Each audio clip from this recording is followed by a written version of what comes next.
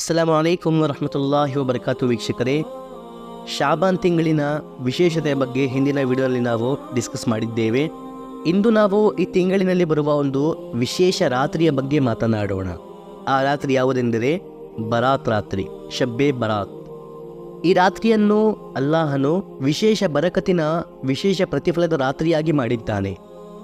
ಹಾಗೂ ಈ ರಾತ್ರಿಯಲ್ಲಿ ಅಲ್ಲಾಹನ ದರ್ಬಾರಿನಲ್ಲಿ ಹಾಜರಾಗಿ ಆದಷ್ಟು ಹೆಚ್ಚಾಗಿ ಆರಾಧನೆ ಮಾಡುವುದು, ಇಬಾದತ್ ಮಾಡುವುದು ದೊಡ್ಡ ಪ್ರತಿಫಲದ ಒಂದು ಕಾರ್ಯವಾಗಿದೆ. ಈ ರಾತ್ರಿಯ ಬಗ್ಗೆ ನಮ್ಮ ಸಮಾಜದಲ್ಲಿ ಕೆಲವು ವಿವಿಧ ತಪ್ಪು ತಿಳಿವಳಿಕೆಗಳುಂಟು. ಕೆಲವು ಜನರು ಹೇಳುತ್ತಾರೆ ಶಬ್ಬೆ ಬರಾತಿನ ವಿಶೇಷತೆಯ ಯಾವುದೇ ವಾಸ್ತವವಿಲ್ಲ, ಹಾಗೂ ಈ ರಾತ್ರಿಯಲ್ಲಿ ಇಬಾದತ್ಗಳನ್ನು ಮಾಡುವುದು ಬಿದಾತ್ ಎನ್ನುತ್ತಾರೆ, ತಪ್ಪು ಎನ್ನುತ್ತಾರೆ. ಹಾಗೂ ಇದರ ಕಾರಣ ಹೇಳುತ್ತಾರೆ, ಈ ರಾತ್ರಿಯ ವಿಶೇಷತೆ ಬಗ್ಗೆ ಇರುವ ಎಲ್ಲ ಹದೀಸ್ಗಳು ಝঈಫ್ ಹದೀಸ್ಗಳು. ಈ ರೀತಿ ಈ ರಾತ್ರಿಯ ವಿಶೇಷತೆಯನ್ನು ಕೆಲವು ಜನರು ನಕಾರಿಸುತ್ತಾರೆ. ಈ ಕಲ್ಪನೆ ತಪ್ಪಾಗುವ ಕಾರಣವೇನೆಂದರೆ, ಶಬ್ಬೆ ಬರಾತಿನ ವಿಶೇಷತೆಯನ್ನು ಉಲ್ಲೇಖಿಸಿರುವ ಹದೀಸ್ಗಳು 17 ಸಹಾಬಾರವರಿಂದ ಮರವಿ ಆಗಿವೆ. ಹಾಗೂ ಮುಹದ್ದಿಸೀನ್ರವರ, ಮುಜ್ತಹೀದೀನ್ರವರ ಒಂದು ಮುಖ್ಯವಾದ ನಿಯಮವಿದೆ. ಒಂದು ಹದೀಸ್ ರಿವಾಯತ್ ಮಾಡುವುದರಲ್ಲಿ ಅದರ ರಾವಿಯಲ್ಲಿ ಝಾಫ್ ಇದ್ದರೂ ಸಹ ಅದು ವಿವಿಧ ರೂಪದಲ್ಲಿ ವಿವಿಧ ಸಹಾಬಗಳಿಂದ ಹಾಗೂ ಇಷ್ಟು ಹೆಚ್ಚು ಸಹಾಬರವರಿಂದ ಮರವಿ ಆಗಿದ್ದರೆ ಅದರ ಬಗ್ಗೆ ಇದು ಸರಿ ಅಲ್ಲ, ಇದು ಪರಿಗಣಿಸಿಕೊಂಡಿರುವ ತಪ್ಪು ಹದೀಸ್ ಎಂದು ಹೇಳುವುದು ಉಚಿತವಲ್ಲ. ಮುಹದ್ದಿಸೀನ್ರವರ ಬಳಿ ಇದು ಉತ್ತಮ ಕಾರ್ಯವಲ್ಲ, ಇದು ಉಚಿತವಲ್ಲ. ಹಾಗೂ ಇನ್ನೊಂದು ಮಾತು, ಒಂದು ಕಾರ್ಯ ಸಹಾಬಾ ತಾಬঈನ್ರವರಿಂದ ನಡೆಯುತ್ತಾ ಬಂದಿರುವ ಕಾರ್ಯ ಈಗ 1400 ವರ್ಷಗಳ ನಂತರ ನಾವು ಇದನ್ನು ಬಿದಾತ್ ಎಂದು ಹೇಳುವುದು ಮುಟ್ಟಾಳ್ತನ. ಸಹಾಬಾರವರಿಂದ ಹೆಚ್ಚಾಗಿ, ತಾಬঈನ್ರವರಿಂದ ಹೆಚ್ಚಾಗಿ ನಾವು 1400 ವರ್ಷಗಳ ನಂತರ ಇಸ್ಲಾಮನ್ನು ಉತ್ತಮ ರೂಪದಲ್ಲಿ ಅರ್ಥ ಮಾಡಿಕೊಂಡಿದ್ದೇವಾ? ಇಲ್ಲ. ಹೀಗಾಗಿ ಶಬ್ಬೆ ಬರಾತಿನ ಯಾವುದೇ ವಿಶೇಷತೆ ಇಲ್ಲ ಎಂದು ಹೇಳುವುದು ತಪ್ಪು ವೀಕ್ಷಕರೇ. ಸೊ ಒಂದು ಕಡೆ ಈ ಕಲ್ಪನೆಯನ್ನು ಹೊಂದಿರುವ ಜನರುಂಟು, ಇನ್ನೊಂದು ಕಡೆ ಜನರು ಈ ರಾತ್ರಿಯ ವಿಶೇಷತೆಯಲ್ಲಿ ರುಲು ಮಾಡಿ ತನ್ನ ಕಡೆಯಿಂದ ಕೆಲವು ತಪ್ಪು ಪದ್ಧತಿಗಳನ್ನು ಕೂಡ ಪರಿಗಣಿಸಿಕೊಳ್ಳುತ್ತಾರೆ. ಕುರಾನ್, ಹದೀಸ್, ಸಹಾಬಾ, ತಾಬঈನ್ ಯಾರಿಂದಲೂ ಸಾಬೀತ್ ಇಲ್ಲದ ಕೆಲವು ಪದ್ಧತಿಗಳನ್ನು ಪಾಲಿಸುತ್ತಾರೆ.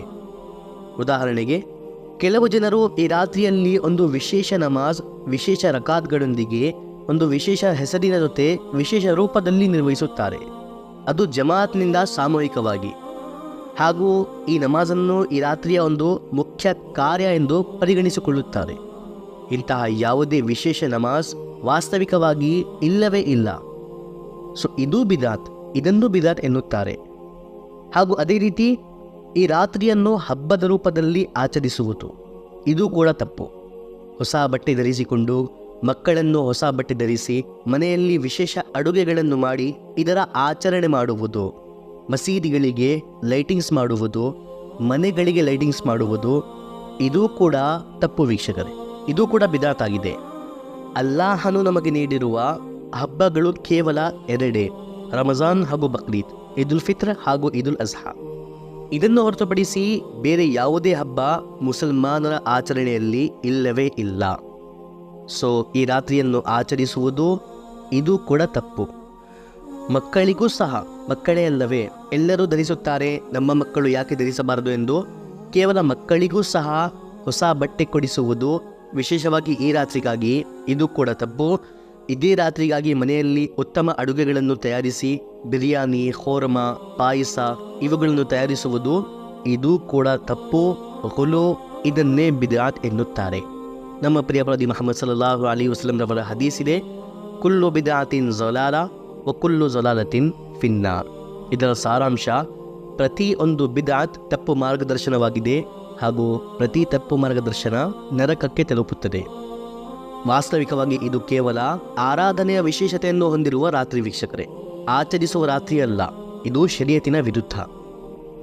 ಸೊ ಈ ರಾತ್ರಿಯಲ್ಲಿ ನಾವು ಮಾಡಬೇಕಾದ ಕಾರ್ಯಗಳೇನೆಂದರೆ, ರಾತ್ರಿಯ ಬಹುಭಾಗ ನಮಾಜ್, ದುಆ, ಜಿಕ್ರ್, ತಿಲಾವತ್ನಲ್ಲಿ ಕಳೆಯಬೇಕು. ಹಾಗೂ ನಫಿಲ್ ನಮಾಜ್ಗಳನ್ನು ಕೂಡ ನಿರ್ವಹಿಸಬಹುದು, ಸಲಾತು ತಸ್ಬೀ ನಿರ್ವಹಿಸಬಹುದು, ಆದರೆ ಏಕಾಂಗಿಯಾಗಿ. ಸಲಾತು ತಸ್ಬೀ ಕೆಲವು ಜಾಗದಲ್ಲಿ ಸಾಮೂಹಿಕವಾಗಿ ಜಮಾತ್ನೊಂದಿಗೆ ನಿರ್ವಹಿಸುತ್ತಾರೆ, ಇದು ಕೂಡ ತಪ್ಪು ವೀಕ್ಷಕರೇ. ಸಲಾತು ತಸ್ಬೀ ನಮಾಜನ್ನು ಈ ರಾತ್ರಿಯಲ್ಲಿ ನಿರ್ವಹಿಸಬಹುದು, ಆದರೆ ಏಕಾಂಗಿಯಾಗಿ. ತಹಜ್ಜುದ್ ನಿರ್ವಹಿಸಬಹುದು, ಸಲಾತು ತೌಬಾ ನಿರ್ವಹಿಸಬಹುದು, ಸಲಾತು ಹಾಜಾ ನಿರ್ವಹಿಸಿ ಅಲ್ಲಾಹನಿಂದ ಬೇಡಿಕೆಗಳನ್ನು ಬೇಡಬಹುದು, ಅಥವಾ ನಮ್ಮ ಜೀವನದಲ್ಲಿ ನಮ್ಮಿಂದ ಮಿಸ್ ಆಗಿರೋ ನಮಾಜ್ಗಳನ್ನು, ಕಜಾ ನಮಾಜ್ಗಳನ್ನು ನಿರ್ವಹಿಸಬಹುದು. ಸಾರಾಂಶವಾಗಿ ಈ ರಾತ್ರಿಯಲ್ಲಿ ಸಾಮಾನ್ಯ ಇಬಾದತ್ಗಳೇ ಮಾಡಬೇಕು, ಆದರೆ ಹೆಚ್ಚು ಸಂಖ್ಯೆಯಲ್ಲಿ, ಬಹುಭಾಗದಲ್ಲಿ ಈ ರಾತ್ರಿಯಲ್ಲಿ ಅಲ್ಲಾಹನ ವಿಶೇಷ ರಹಮತ್, ವಿಶೇಷ ಕರುಣೆ ಭಕ್ತರ ಕಡೆಯಾಗಿರುತ್ತದೆ.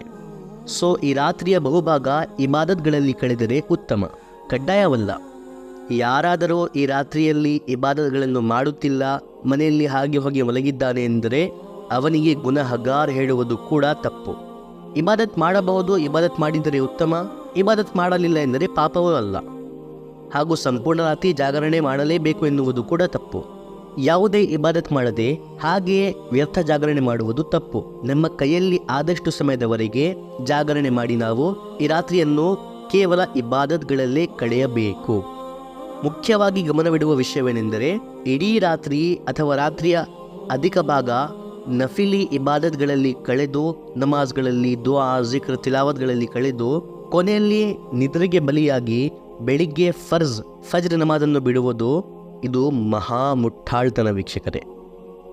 ರಾತ್ರಿ ನೀವು ನಫಿಲಿ ಇಬಾದತ್ಗಳು ಮಾಡಿಲ್ಲ, ರಾತ್ರಿ ಜಾಗರಣೆ ಮಾಡಿಲ್ಲ ಎಂದರೆ ನಿಮಗೆ ಯಾವುದೇ ಪಾಪ ಸಿಗುವುದಿಲ್ಲ. ಆದರೆ ಬೆಳಿಗ್ಗೆ ಫಜ್ರ್ ನಮಾಜನ್ನು ಬಿಡುವ ಕಾರಣ ನೀವು ಮಹಾ ಪಾಪಿ ಆಗುತ್ತೀರಾ. ಸೊ ರಾತ್ರಿಯ ಬಹುಭಾಗ ಆದಷ್ಟು ಇಬಾದತ್ಗಳಲ್ಲಿ ಕಳೆಯಬೇಕು. ನಿದ್ರೆ ಬಂದರೆ ಜಾಗರಣೆ ಮಾಡುವುದು ಕಷ್ಟ ಎಂದರೆ ಮಲಗಬಹುದು. ನಮ್ಮ ಪ್ರಿಯ ಪ್ರವಾದಿ ಮುಹಮ್ಮದ್ ಸಲ್ಲಲ್ಲಾಹು ಅಲೈಹಿ ವಸಲ್ಲಂ ರವರು ಹೇಳಿದರು, ಈ ರಾತ್ರಿಯಲ್ಲಿ ಅಲ್ಲಾಹನು ಕಬೀಲೆ ಕಲ್ಬ್ ಬುಡಕಟ್ಟಿನ ಕುರಿಗಳ ಕೂದಲುಗಳಷ್ಟು ಸಂಖ್ಯೆಯಲ್ಲಿ ಜನರನ್ನು ಕ್ಷಮಿಸುತ್ತಾನೆ, ಜನರ ಮಗ್ಫಿರತ್ ಮಾಡುತ್ತಾನೆ. ಬುಡಕಟ್ಟು ಒಂದು ಬಹಳ ದೊಡ್ಡವಾದ ಬುಡಕಟ್ಟಾಗಿತ್ತು. ಅವರಲ್ಲಿ ಅತ್ಯಂತ ಹೆಚ್ಚು ಸಂಖ್ಯೆಯಲ್ಲಿ ಕುರಿಗಳಿದ್ದವು. ಸೊ ಒಂದು ಕುರಿಯ ಮೈಮೇಲಿರುವ ಕೂದಲುಗಳನ್ನು ಕೂಡ ಎಣಿಸುವುದು ಅಸಾಧ್ಯ. ಅಂಥದ್ರಲ್ಲಿ ಇಡೀ ಬುಡಕಟ್ಟಿನ ಕುರಿಗಳ ಕೂದಲುಗಳಷ್ಟು ಸಂಖ್ಯೆಯಲ್ಲಿ ಅಲ್ಲಾಹನು ಈ ರಾತ್ರಿಯಲ್ಲಿ ಜನರನ್ನು ಕ್ಷಮಿಸುತ್ತಾರೆ, ಜನರ ಮಗ್ಫಿರತ್ ಮಾಡುತ್ತಾನೆ. ಅಲ್ಲಾಹು ಅಕ್ಬರ್ ಕಬೀರ. ಸೊ ನಾವು ಈ ರಾತ್ರಿಯಲ್ಲಿ ಅಲ್ಲಾಹನಿಂದ ಕ್ಷಮೆ ಕೇಳಿ ಅಲ್ಲಾಹನ ಆರಾಧನೆಯಲ್ಲಿ ನಿರತರಾಗಿರಬೇಕು.